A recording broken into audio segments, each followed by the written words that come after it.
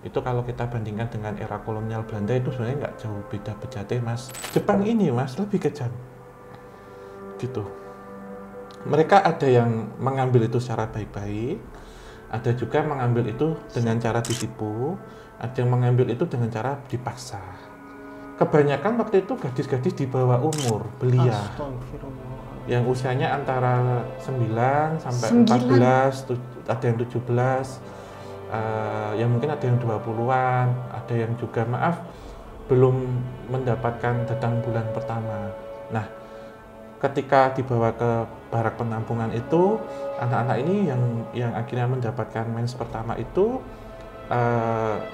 dengan kejamnya ya, dan biar tidak terjadi hamil adalah dengan cara di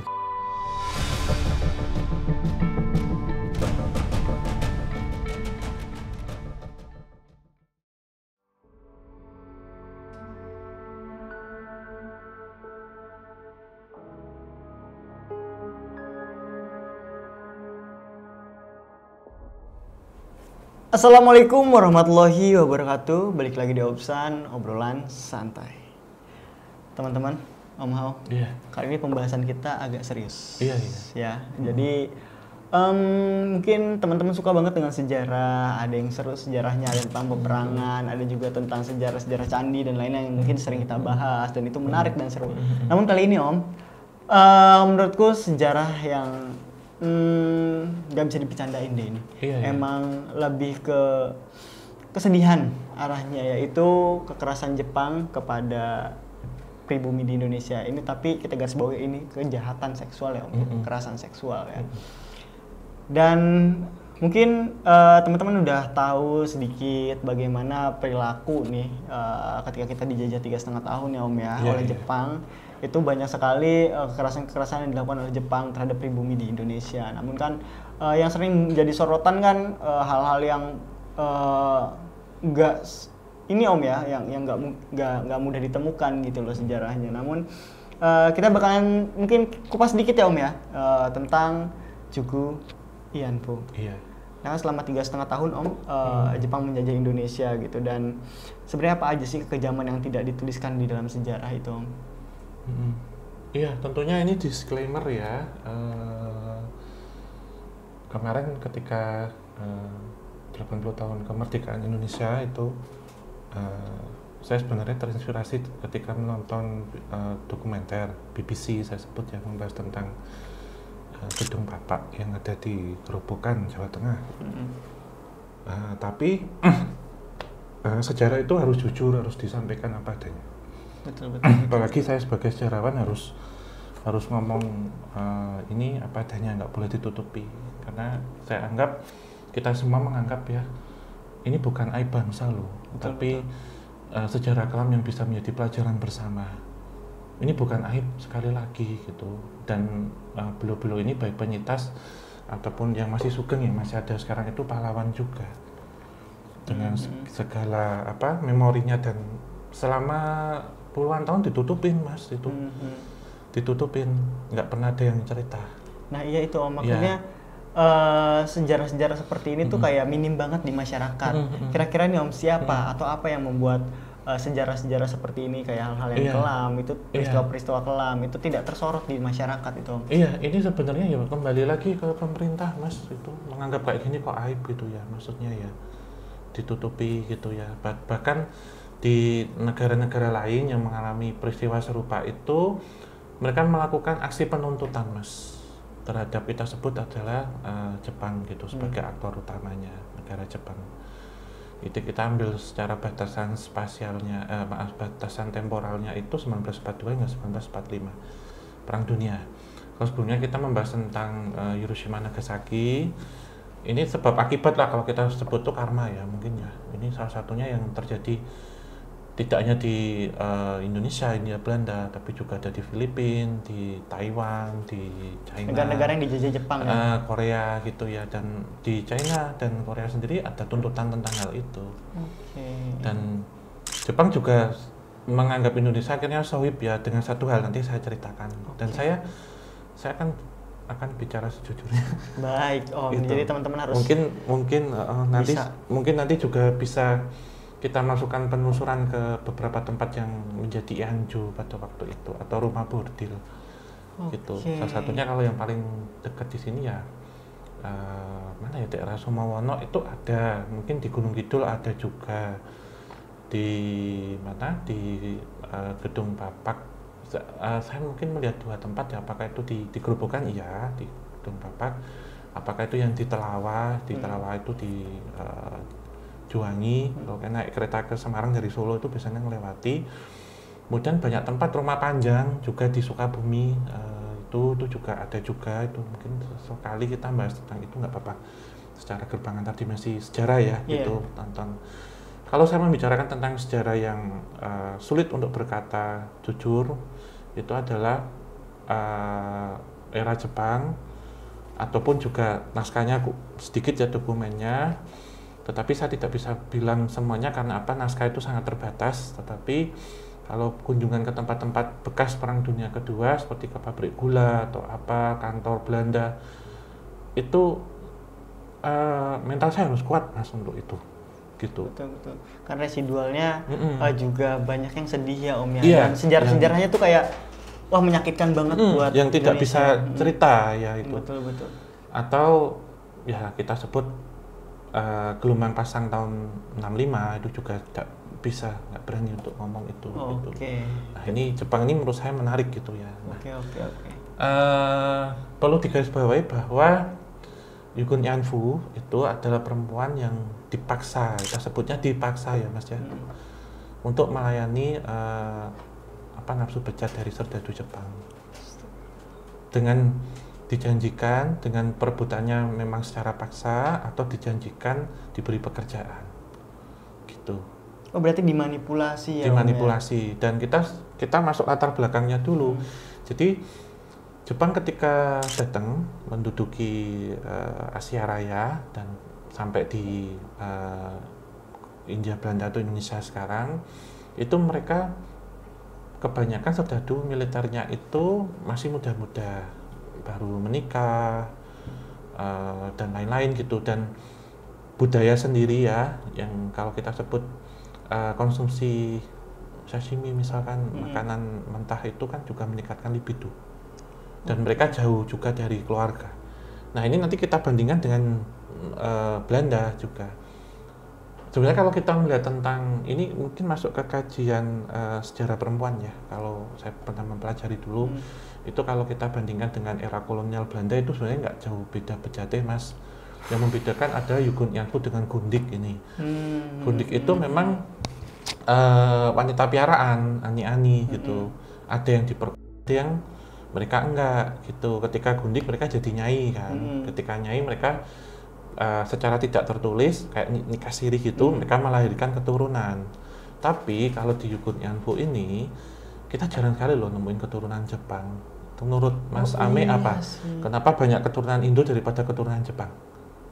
Iya sih Om, kalau dilihat-lihat iya ya gitu. Jadi kalau menurut analisis Mas Ame dulu, belum tadi tak kasih jawabannya. Iya, kalau menurut analisis itu kayak ya emang jatuhnya kayak kekerasan seksual sih Om di sini Om. Jadi emang nggak ada yang dipelihara secara utuh ya, kayak emang dicintai dengan layak, terus juga dipelihara dengan humanis gitu, secara kemanusiaan. Sedang Yukun Yanfu ini emang khusus apa ya, dia tuh emang korban literally bener-bener yang untuk disiksa gitu loh Om. Memang kebejatan, pure murni kejahatan gitu loh. Nggak seperti pada era Belanda walaupun sama-sama jahat ya, tapi pada kasus ini nggak ada yang emang dinikahkan, ya nggak ada yang saya pemahamanku ya, nggak ada yang dirawat gitu. Tapi pada endingnya ya kalau nggak dibuang ya Iya, sebenarnya begitu. Kalau kita ngelihat semua masa penjajahan ya, baik kita dijajah bangsa asing, misalnya yang paling lama adalah Belanda, Jepang, dijajah bangsa sendiri gitu, itu nggak ada yang enak gitu semuanya ya.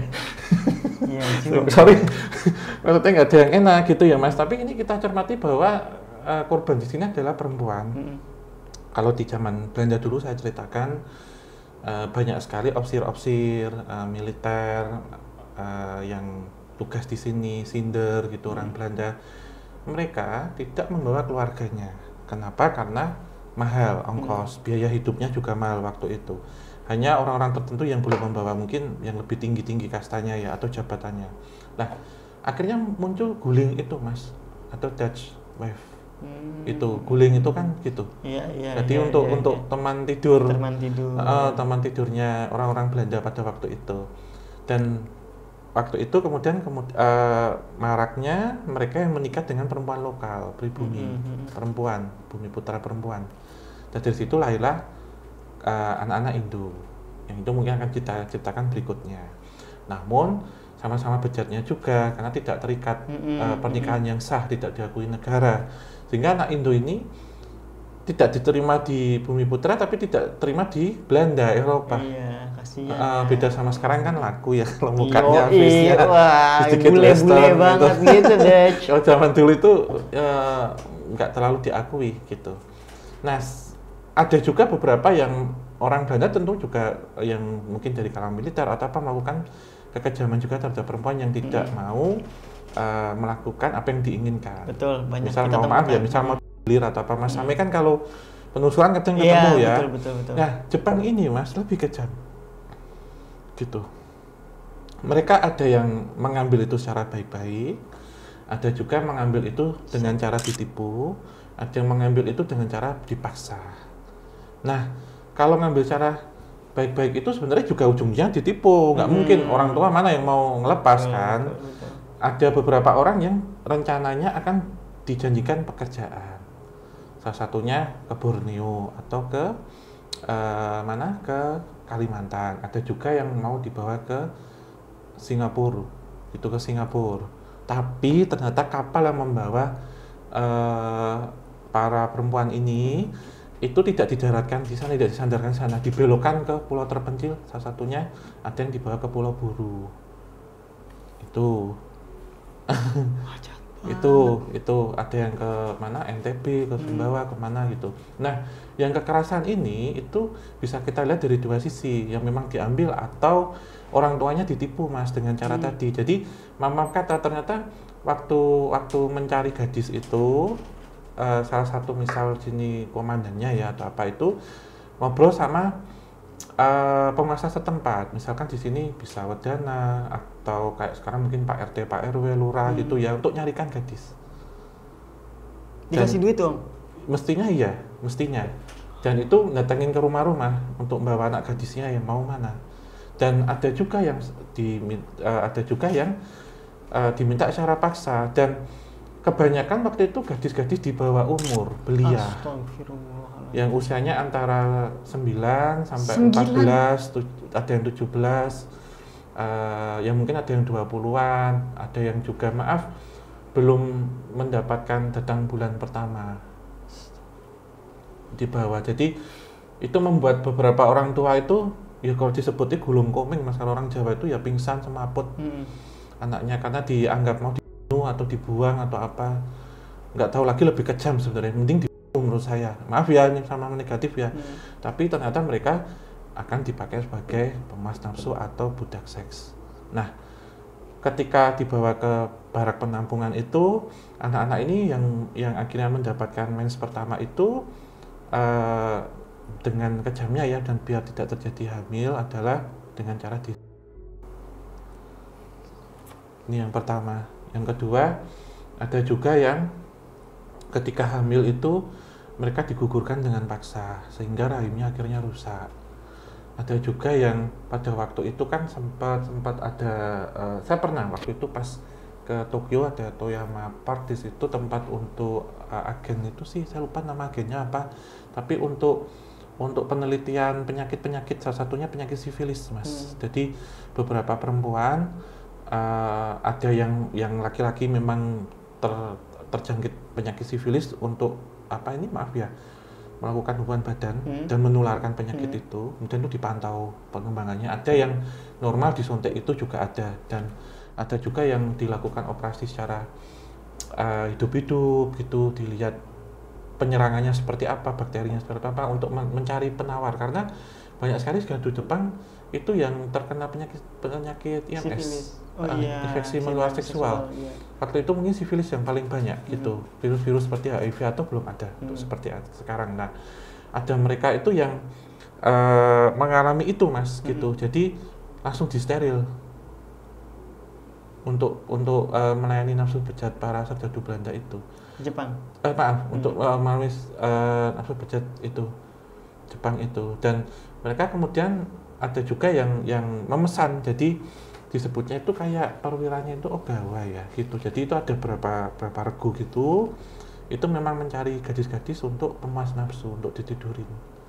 Bahkan ada yang tidur dengan komandannya, itu untuk apa ini, dan diharapkan atau ini dibikin jangan sampai bisa hamil dengan 3 cara itu. Dijadikan bahan penelitian, satu diaborsi secara paksa atau memang disteril. Disteril itu terutama untuk anak-anak belia Mas. Jadi bagi penyintas yang menjadi yukuni anfu itu kebanyakan tidak punya anak sampai tua, gitu. Bahkan ada mereka yang mengalami trauma, ada yang kemudian mereka menjadi Gila gitu. gila, dan mereka melakukan atau juga maaf kata kemudian menjadi terjun ke dunia hitam sekalian, gitu. Astagfirullah, berat banget, ini baru pembahasan awal ini teman-teman. Karena sebenarnya saya di tahun berapa ya, 2015 waktu itu ada saya diminta tolong dari mahasiswa sastra Jepang waktu itu mewawancarai itu Mas. Jadi ada satu penyintas yukuni anfu, satunya ya simba-simba semua udah 100 tahun, yang satunya itu saya ketemu di daerah Bantul sana, arah Keserandaan waktu itu, dengan simba-simba laki-laki yang mengalami zaman Jepang seperti apa. Kemudian yang ini itu beliau ada di salah satu lokalisasi di Jogja yang terkenal, Flower Market di situ. Yang maaf ya akhirnya terjun sekalian dan memang nggak punya ini rahim lagi. Karena korban kekerasan itu, dan kebanyakan mereka tutup mulut Mas sampai sekarang nggak banyak yang cerita, dan kebanyakan sudah wafat ya. Kalau mungkin hari ini, dan saya nggak mungkin beliau juga apakah masih sugeng atau sudah wafat gitu ya. Ya itu satu hal yang nggak mau diceritain Mas sebenarnya. Trauma banget kali Om ya. Iya, bahkan ketika dikembalikan ke orang tuanya selesai itu ya mereka sudah merasa satu hal yang nggak berharga. Betul. Karena selain mengalami kekerasan seksual, juga mengalami secara fisik ya, salah satunya gangguan fertilitas. Bukan gangguan tapi sudah mati Mas. Iya. Itu bahkan serdadu Jepang ketika melakukan itu nggak pandang bulu ya, mereka nggak ngelihat ini. Bahkan seorang perempuan anak kecil mungkin pedofil ya, atau yang sedang datang bulan pun gitu. Bahkan ada yang sudah meninggal, sudah mati. Saya pernah paling kejam itu di salah satu gedung peninggalan Belanda, tanpa kepala masih setelah saya nggak tahu itu apaan sih gitu maksudnya ya, gitu. Kejam banget dong Om kalau kayak gitu Om. Siapa sih Om yang mencanangkan ini Om? Ya ide kepala siapa? Oh kita bikin begini apa? Semuanya berpikir sama. Iya, hampir semuanya serdadu Jepang seperti itu.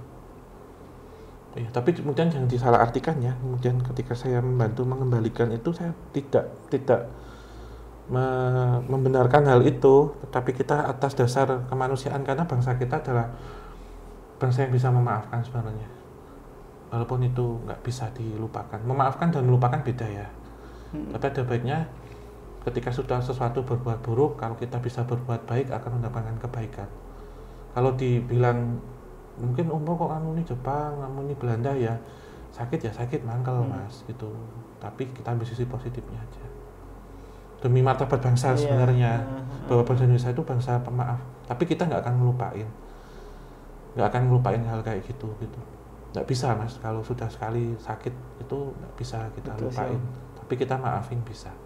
Kita justru balas dengan kebaikan gitu. Wah, berat banget sih untuk ikhlasin ini Om sebenarnya Om. Kayak apa ya, Karena kan ini kaitannya sama martabat diri ya, harga diri. Iya, harga lah. diri ya. Itu diacak-acak, dibuat seperti itu gitu loh.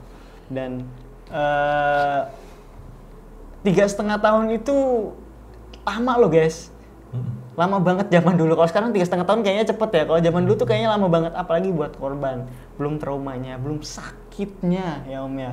Belum lagi ketika ketemu pulang, bayangin setelah terjadi itu dihantarkan pulang, kalau misalkan selamat ya, diantarkan pulang ketemu orang tuanya, harus jelasin apa coba? Bingung. Kalau yang kena penyakit juga pada saat itu belum ada penawaran kan sifilis, ya kan? Ada cacat fisik, harga diri nggak ada, bakal dipandang tetangga seperti apa? Wah banyak banget, maksudnya kayak udahlah percuma gitu untuk hidup gitu loh kayaknya Om. Sampai separah itu. Ini juga sebenarnya ngingetin apa ya, peristiwa 98 sebenarnya lebih ke sesama bangsa sendiri. Ini juga menyasar ke etnis Tionghoa. Bahwa ini sedikit saya cerita tentang ini ya. Ketika kan sebelumnya kita bahas tentang Joko gitu. Jadi ketika saya menelusuri sejarah ini tentang sejarah Tionghoa di Indonesia seperti apa, saya tentunya juga penasaran tanya dengan sejarah merahnya lah Mas. Iya, Nah, saya penasaran. Disebutkan ada beberapa, salah satunya tahun 80, tahun 98 isu SARA itu. Ketika masuk ke rumah, misalnya sedikit cerita ya, mungkin kawan-kawan tak bahas ya kapan-kapan aja lah gitu. Si mamanya anaknya itu lebih baik akhirnya anaknya loh daripada waktu itu. Baru akhirnya kalau sudah mepet, ada yang loncat dari rumah atau apa gitu. Oke. Satunya. Ini sejarah perempuan kelam. Berat cerita soalnya itu cerita bahkan di satu kelenteng yang saya kunjungi itu ketika didatangi itu yang laki-laki keluar menghalau. Nanti kalau yang laki-laki ini nggak pulang, anak-anak sama perempuan itu lebih baik. Oke, mungkin topik ini bakal kita bahas di Noise ya. Seperti yang teman-teman tahu, kita juga udah ada di Noise. Iya, saya ada jurnal dan arsipnya tentang itu. Pembahasan seperti ini bakal kita bahas di Noise, teman-teman. Langsung aja buka aplikasi Noise, cari KTJ. Ya Om ya. Kita udah bahas juga di situ, ya kan? Ada beberapa yang ada sangkut pautnya dengan ini. Jadi kalau tadi teman-teman ngeblank, langsung buka Noise. Nah, dengerin itu. Soalnya ini ada garis merahnya Om ya, ke situ ya. Iya, jadi sebenarnya polanya hampir sama ya Mas ya. Ini menurut saya antara Yugong Yanfa atau 8 itu ya, itu bukan aib bangsa, tapi sejarah kelam yang harus disampaikan dengan sejujur-jujurnya.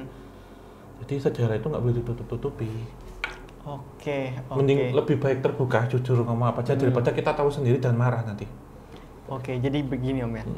Presiden tahu dong berarti pada saat itu adanya Juguyanfu. Pastinya tahu. Tahu. Ya kita apa yang nggak tahu, kan ada intel yang bekerja seharusnya atau ahli sejarah lain. Dan orang-orang ini saya yakin ada dalam ancaman karena kebebasan untuk kita bercerita itu masih terbatas. Oke. Gitu. Nah sementara di kalau di China ya mainlandnya RRC ya di Tiongkok itu kan sangat sebegitunya loh mengunci dengan Jepang, Korea juga sebegitunya karena memang paham betul dan negaranya sangat support tentang hal itu. Menuntut sampai hari ini masih dituntut. Bahkan di dalam manhwa, di komik itu pasti ketika Korea nulis cerita itu pasti musuh utamanya itu pasti Jepang Om. Iya. Bahkan di pertandingan olahraga juga kan. Itu kalau kita lihat ya, itu bahkan Korea sampai hari ini sih bahkan ketika ada satu kuil untuk penghormatan, saya lupa namanya, tapi ada satu kuil di Jepang untuk penghormatan para tentara militer serdadu Perang Dunia Kedua itu orang Korea marah banget loh waktu itu. Oke. Tapi negara kita masih, aduh gimana? menurut saya pahlawan itu nggak sama yang kita kenal. Beliau-beliau penyintas itu juga pahlawan loh. Iya, betul, Bisa sepakat. pahlawan revolusi loh mas itu. Sepakat. Apalagi yang sampai bisa ikhlas gitu ya Om ya, dengan keadaan yang seperti itu. Dan kebanyakan juga mereka baru berani bercerita itu setelah puluhan tahun, bahkan tahun 90, tahun 2000-an tuh Tapi bercerita. nggak ada sampai saat ini yang cerita yang bisa nyampe ke masyarakat luas gitu, yang dijadikan basic knowledge gitu. Iya, memang direvisi ulang, misalkan sejarah itu direvisi ulang ya. Harapan saya, walaupun saya nggak terlibat dalam proyek itu ya, tapi harapan saya katakanlah sejujurnya, karena itu karma loh. Jangan sampai nanti, maaf kata, saya nggak menyombongkan diri saya, jangan sampai kemudian saya nanti malah justru penelitian di luar negeri atau apa, dan saya berani bilang itu gitu. Tidak di negara saya sendiri, itu kan lebih miris mas. Misalkan saya nggak terus mengandungnya saya, tapi mungkin ini mewakili teman-teman lain yang tahu atau paham tentang hal ini gitu. Lebih baik harus Dan ngomong aja mewadahi ya. itu karena ini bukan aib gitu, bukan sesuatu hal yang buruk yang perlu ditutupi. Kenapa? Karena untuk kita belajar ke depannya biar ini nggak terjadi. Betul. Dan semakin kuat sayang sama negara sendiri Iya, juga ya. dan kita memberikan apresiasi terhadap beliau-beliau seperti ini. Gitu. Bahkan sampai sudah meninggal, beliau nggak pernah cerita hanya orang dekat, misal anak perempuannya, majikannya, dan yang seperti itu yang menceritakan menjadi sejarah sekundernya. Dari sejarah primernya, sumber sejarah primer sudah wafat, itu kenangan itu ketahuan ketika sudah meninggal. Oke Om, kita lanjut ke topik nih Om, di Juguyanfu nih. Jadi kan sebenarnya Juguyanfu itu dia tuh dibawa kemana sih Om dengan kapal-kapal itu? Iya, ada yang dibawa ke rumah bordil, ke Yanju itu. Jadi kebanyakan itu ya tadi seperti saya ceritakan di awal itu dibelokin mas kapalnya mas. Ada mereka yang menjadi penyintas bisa lolos, ada mereka nggak kuat meninggal dengan cara atau dibunuh. Bahkan ada yang keguguran, aborsi. Itu bahkan saya maaf ya pernah melihat entitas menyerupai kuntilanak yang untuk korban Juguyanfu di salah satu gedung juga. Saya nggak bisa sebut kalau ini gedungnya di mana.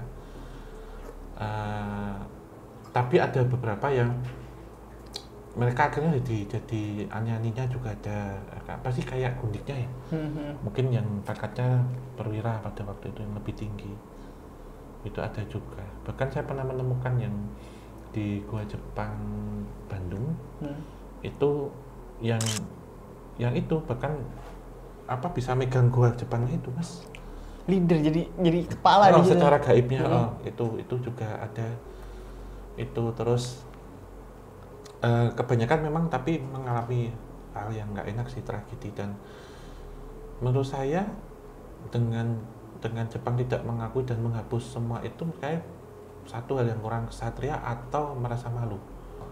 Itu sih tindak tanduknya mas zaman dulu. Menurut saya lebih karena Jepang memiliki budaya yang rasa malu yang tinggi. Mungkin untuk sekarang itu apa mas, karena rasa malu itu. Iya. Kata pernah melakukan seperti itu, akhirnya dia itu dihapus, ditutupi. Sekarang kan jauh banget nih sama Indonesia kan gitu ya. Gitu. Terus kalau kita ngelihat mereka dibawa kemana, kita ambil salah satunya di Jawa aja. Jadi ketika di situ memang dalam melayaninya itu kan, maaf ya, beda sama rumah bordil dalam arti memang perempuan jual diri. Kan beda mas. Beda ya. Ini tentunya dengan kekerasan. Bahkan ada seseorang yang perempuan itu disakitin atau kayak ada apa, aktivitas seksual menyimpang gitu. Oke. Yang dilakukan. Misalkan ada yang sebelum melakukannya itu, si serdatunya ini harus nyiksa si perempuan, entah ditampar, dipukul, dilukai dengan bayonet, kayak disayat-sayat. Kita pernah ketemu itu deh Om, di mana? Iya. Di mana sih? Lupa ya. Mas itu kan? Om. Mana? Hotel Terbengkalai, Cokro. Oh iya. Kan itu Jepang kan? Cantik. Yang di belakang kan? Iya benar. Salah satu contohnya itu. Terus kemudian ini mungkin bisa nonton ya yang episode ini. Terus ada yang dilukis-lukis badannya di depan banyak laki-laki, kadang di mas kayak di GB ya, di itu gitu di kali sampai mereka disekap, kemudian dilakukan di situ gitu, tidak diberi makan. Bahkan mereka yang bisa menjadi penyintas itu ya perempuan-perempuan hebat yang kuat secara fisik dan mental itu. Jadi ketika Jepang kalah waktu itu, salah satunya mundur karena Hiroshima Nagasaki bom atom itu, banyak yang dibebaskan dari di Inanjo itu. Bahkan ketika para pejuang Indonesia laki-laki yang menyelamatkan, mereka trauma loh mas, walaupun itu orang Indonesia, karena ada beberapa pejuang itu yang menggunakan pakaian heiho itu ya, walaupun itu orang Indonesia tapi dididik militer Jepang. Ada juga yang diselamatkan orang Indonesia ya pakai baju biasa, kaos putih biasa itu. Mereka setrauma itu dengan laki-laki. Dan paling miris ditemukan banyak yang melakukan karena saking nggak kuatnya di dalam kamar penyekapan itu. Dan mereka bahkan ketika ada yang diajak ke tempat itu bisa menceritakan yang kuat mentalnya. Oh saya dulu pernah di sini, tempat tidurnya, kamarnya ini. Itu. Jadi saksi gitu lah ya. Jadi saksi, jadi sumber primer yang menceritakan itu.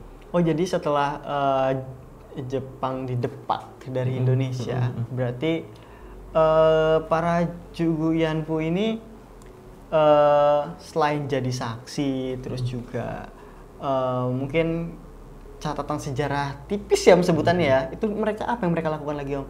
Setelah itu ya, ada mereka yang mengalami gangguan mental, ada yang setelah selamat, ada yang pulang malu, ada yang ketika pulang ternyata keluarganya sudah meninggal, nggak ada karena korban perang. Ada juga mereka yang sudah terlanjur masuk ke seperti itu, sudah merasa ternoda, nggak pantas untuk siapapun, akhirnya ada yang masuk ke lembah hitam, ada yang seperti itu. Ada juga mereka yang menyimpan ini rapat-rapat, ada yang juga menikah dan tidak menceritakan dengan suaminya karena merasa malu, rahasia gini, baru diceritakan ke anaknya ketika sudah tua. Ini ada yang mungkin kan nggak semuanya ini ya mas, mungkin ada yang digugurkan berulang kali tapi Tuhan berkehendak ya. Ada yang meninggal karena kondisi udah sepuh sendiri karena tidak punya anak dan tidak mau menikah karena trauma dengan laki-laki. Jadi impactnya lebih menakutkan. Ya ini juga menakutkan, tapi impact setelah itu ini, dan mereka baru berani bilang itu jauh setelah peristiwa itu terjadi puluhan tahun, karena mereka tidak diwadahi aspirasi untuk itu, tidak ada lembaga yang merangkul menjadi wadah untuk mereka bercerita, untuk mereka dihargai seperti apa gitu. Jadi peran dari pemerintah juga sangat kurang, dan mungkin tahu ya, saya bilang nggak mungkin kalau mengabaikan, tapi mencoba tutup telinga, tutup hidung, tutup mata, tidak mau tahu, dan dianggap mereka itu hina gitu. Dan tidak banyak yang tahu bahwa Juguyanfu itu sangat tragis dan dipaksa, bukan mereka yang menjual diri gitu. Namun pernah ada cerita juga bahwa waktu itu pemimpin tertinggi bangsa ya, calon itu yang masih itu pernah melarang hal itu Juguyanfu. Jadi mereka mendatangi beberapa rumah bordil yang banyak ini perempuan PSK gitu, dilatih sebagai intelijen mas. Jadi memang dikasihkan ke Serjadu Jepang untuk melayani sebaik mungkin. Jadi menurut saya itu bukan Juguyanfu, tapi menjadi ya disebutnya PSK Intel lah ya. Yang untuk tujuannya mengorek informasi dari para serdadu itu, terutama komandannya. Ketika diajak tidur mabuk itu, dia tanya-tanya ini habis ini mau kemana gini-gini. Itu ada juga, itu yang dilakukan. Pada masa itu kan tidak ada korban yang mungkin mau speak up karena terlalu sedih, karena terlalu traumatis gitu kan. Nah sedangkan di era sekarang nih, dengan banyaknya platform sosial media dan lain-lain, banyak bertebaran di YouTube bahwa ada yang mengaku bahwa beliau adalah korban dari Juguyanfu, ya kan. Nah sebaiknya pemerintah itu apa sih yang harus dilakuin sama pemerintah gitu? Iya, seharusnya yang dilakukannya adalah pertama jangan menganggap ini aib bangsa, tapi sejarah merah atau sejarah kelam yang harus disampaikan sejujur-jujurnya, sebenar-benarnya, untuk memberikan satu pelajaran berharga dan juga apresiasi terhadap para penyintas Juguyanfu itu, dan perlindungan serta mungkin ini juga pahlawan revolusi loh mas ini, yang tidak semuanya memangku senjata ya, itu pahlawan itu, dan menjamin hari tuanya, dan biarkan beliau-beliau ini lega menceritakan itu, kuatkan mentalnya gitu. Dan ini memang harus dikaji ulang, harus ditulis sebaik mungkin, sejujur mungkin disampaikan itu. Tapi saya pribadi hati kecil bilang itu satu hal yang nggak mungkin dilakukan untuk sekarang, karena kita belajar dari 98 yang katanya nggak ada. Sepakat Om, aku juga mau ngomong gitu sih, maksudnya ini kan udah terlampau jauh banget ya, yang dekat aja nggak dicatat gitu, apalagi yang jauh-jauh gitu kan. Kekerasan seksual itu yang menimpa bangsa ini ya, kita sebut teknis Tionghoa itu juga banyak bagian dari bangsa ini loh, sudah menjadi satu loh, sudah sama sejajar dengan yang lain, bukan didiskriminasikan, itu memang sudah menjadi satu bagian dari keanekaragaman, kemajemukan bangsa Indonesia gitu. Bangsa yang sebenarnya itu adalah KKN, korupsi, bukan kekerasan seksual seperti ini. Dan menurut saya kejadian-kejadian ini pun, misalkan sebagaimana besarnya hal-hal kayak gitu yang dilakukan, misal korupsi atau penyalahgunaan dana dan macam-macam, juga perlu disampaikan sejujurnya untuk menjadi sejarah juga. Betul, dan dihukum sepantas-pantasnya. Iya, karena biar kita benar-benar menuju 2045 itu sebagai masa emasnya. Ketika akan melihat emas ya, melihat satu logam emas yang berkilauan, dia tentunya ada di paling dalam dan tertutup kotoran yang banyak. Jadi itu kotoran-kotoran itu harus dibersihin, disikat, jangan sampai kotoran itu semakin menebal. Dan kalau kita lihat kejadian-kejadian ini, itu hanya peristiwa yang menguatkan bangsa ini sebenarnya. Betul. Bukan peristiwa menodai gitu. Gitu. Jadi bukan ternoda, tapi noda itu harus dibersihkan. Karena aktivitas-aktivitas seperti KKN itu justru yang menodai sebenarnya gitu. Tapi bukan mereka anggap noda-noda yang ada di Indonesia, maaf ya, kayak Dukun Info itu bukan. Itu pahlawan aja. Pahlawan nggak samanya memanggul senjata, tapi dengan ini pun juga sama. Bagaimana bisa bertahan di masa itu. Dan yang paling mencengangkan bagi saya ketika ternyata beberapa perangkat pada waktu itu ya, itu kok ikut membantu mencarikan. Iya, itu juga konyol banget sih Dom. Apakah karena uang atau karena apa? Jadi kayak ini loh, kalau menurutku kalau tadi dikaitkannya dengan KKN ya, korupsi, kolusi dan nepotisme, kayaknya masih sudah mengakar dari dulu ya, dan itu noda yang harus dibersihkan sebenarnya. Iya, dan itu menurut saya lebih jahat lagi. Kenapa waktu itu para apa ini orang-orang ini perangkat bawah itu kenapa nggak melindungi warganya? Kenapa malah ditunjukkannya ada anak perempuan di sini dan diiming-imingi nanti janji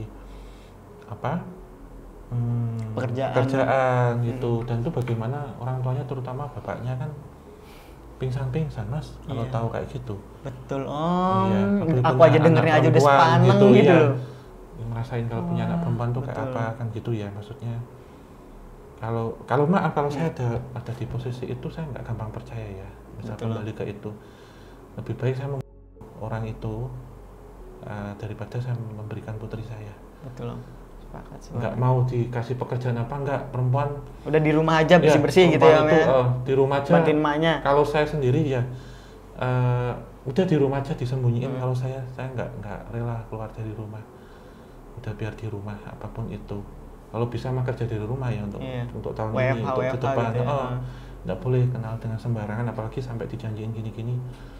Mungkin juga waktu itu kondisi rakyat itu kan dimiskinkan, dibikin prasejahtera serendah-rendahnya. Jadi mungkin tawaran iming-iming kayak gini ya masuk-masuk aja. Ini juga saya sebenarnya mengingatkan dengan